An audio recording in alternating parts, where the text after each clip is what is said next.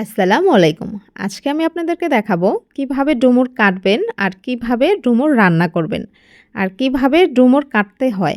অনেকেই জানেন না ডুমুর কিভাবে কাটতে হয় বা কিভাবে কেটে রান্না করতে হয়। তো আজকের ভিডিওতে থাকছে কিভাবে ডুমুর কেটে একদম রান্না করতে হয়। আজকে আমি আপনাদেরকে দেখাবো ২ টা প্রসেসে আপনারা এই ডুমুর কেটে নিতে পারেন। ২ টা প্রসেসই আপনাদেরকে দেখাবো যেটা আপনাদের সুবিধা হয় ওইভাবেই আপনারা কেটে নেবেন। তো ফার্স্টে আমি ডুমুরগুলো এইভাবে ছিলে নিচ্ছি বটির সাহায্যে। দেখেছেন? আমি কিন্তু পুরো ছিলে নিচ্ছি, মাঝখান থেকে কেটে নেইনি। এইভাবে ছিলে ছিলে ডুমুরের যেই গোস্তগুলো আছে মানে মাংসগুলো ওগুলো আমি নিয়ে নিচ্ছি। এই যে এইভাবে ছিলে ছিলে নিচ্ছি। আপনারা ডুমুর যে রান্না করবেন এইভাবে ছিলে ছিলে ডুমুরের গায়ে যে মাংসগুলো থাকে ওগুলোই নিয়ে নেবেন। তারপর এখানে আমি দেখাচ্ছি একটা ডুমুর মাঝখান থেকে এভাবে কেটে নেবেন।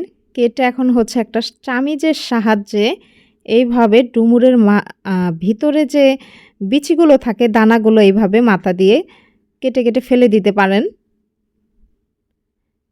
এই যে এইভাবে মাথা দিয়ে ফেলে দিয়ে তারপর হচ্ছে ৪ ভাগ করে নিলেই হয়ে যায়। ২ টা প্রসেসই আমি দেখিয়ে দিলাম। আপনাদের কাছে যেটা ভালো লাগে ওইভাবেই নেবেন। অ্যা ডুমুরের বিচিগুলো নেবেন না। ডুমুরের বিচি খেতে কিন্তু তেমন একটা ভালো লাগে না। যদি ডুমুরের বিচি কচি হয়ে থাকে তাহলে নিলে সমস্যা নেই। যদি একদম অনেক ডুমুরে দেখা যায় যে একদম বিচিগুলো পেকে পেকে গেছে, তো ওগুলো খেতে ভালো লাগে না। তো ওই বিচিগুলো আপনারা ফেলে নেবেন। তো ডুমুরগুলো আমার কাটা হয়ে গেছে। এই যে ৪ ভাগ করে নিলাম। তারপর হচ্ছে এখন আমি একটা বল নিয়ে নিলাম। বলে আমি দিয়ে দিচ্ছি সামান্য পরিমাণ লবণ। লবণটা দিয়ে এখন হচ্ছে আমি দিয়ে দিব হলুদ গুঁড়ো। হলুদ গুঁড়ো দিয়ে আমি দিয়ে দিচ্ছি ওই যে কেটে রাখা ডুমুরগুলো আছে না ওগুলো।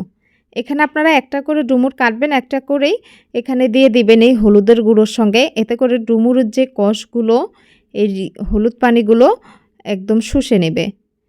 না হয় ডুমুরগুলো কালো হয়ে যাবে, ডুমুরের কষগুলো কিন্তু থেকে যাবে। আর কষও রান্না করলে কিন্তু খেতে ভালো লাগে না। ডুমুরে কিন্তু অনেক কষ থাকে। এই যে দেখতে পাচ্ছেন অনেক কষ ছিল, কষগুলো কেটে এখন ডুমুরগুলো দেখছেন কতটা মানে পরিষ্কার হয়েছে, কষগুলো কিন্তু আর নেই। আমার হাতের আঙ্গুলগুলোও কালো হয়ে গেছে এই ডুমুর কাটতে গিয়ে। ডুমুরগুলো আমি ১০ থেকে ১৫ মিনিট হলুদ পানিতে ভিজিয়ে রেখেছিলাম কেটে। তারপর ভালো করে ক্লিন করে নিয়েছি। এখন রান্না করার জন্য এখানে আমি একটা চুলায় কড়াই বসিয়ে দিলাম, দিয়ে দিলাম রান্নার তেল। দিয়ে দিচ্ছি পেঁয়াজ কুচি। পেঁয়াজগুলো ভালো করে ভেজে নিচ্ছি। ভালো করে ভাজা হয়ে গেলে এখানে এখন আমি শুকনো উপকরণগুলোও দিয়ে দিচ্ছি। শুকনো উপকরণ এখানে দিয়ে দিচ্ছি সামান্য পরিমাণ হলুদ, দিয়ে দিচ্ছি মরিচ গুঁড়ো, ধনে গুঁড়ো, জিরে গুঁড়ো 1/2 চা চামচ করে দিয়ে দিয়েছি। দিয়ে দিলাম স্বাদ মতো লবণ। লবণটা দিয়ে ভালো করে মিক্স করে নিয়ে ধুয়ে রাখা ডুমুরগুলোও দিয়ে দিচ্ছি। ডুমুরটা কিন্তু আমি ভাজি করছি। ডুমুরগুলো এখন আমি ভালো করে মিক্স করে নিয়ে কিছুক্ষণের জন্য ঢেকে দেব। কিছুক্ষণের জন্য ঢেকে দিয়েছিলাম, ফিরে আসলাম কিছুক্ষণ পর। ডুমুরটা আমি আবারও নাড়া দিয়ে দিচ্ছি। এইভাবে উল্টিয়ে পাল্টিয়ে নাড়া দিয়ে আমি আবারও কিছুক্ষণের জন্য ঢেকে দিচ্ছি। তো কিছুক্ষণ ডুমুরগুলো আমি তেলের সঙ্গে ভেজে নিয়ে এখন আমি দিয়ে দিচ্ছি কুক হওয়ার জন্য ঝোলের পানি। পানিটা দেওয়া হয়ে গেছে, এখন আমি একটা নাড়া দিয়ে ঢেকে দিচ্ছি ডুমুরগুলো বেশ কিছুক্ষণের জন্য। ফিরে আসলাম কিছুক্ষণ পরে। এখন হচ্ছে ডুমুরগুলো আবারও একটা নাড়া দিয়ে দিচ্ছি।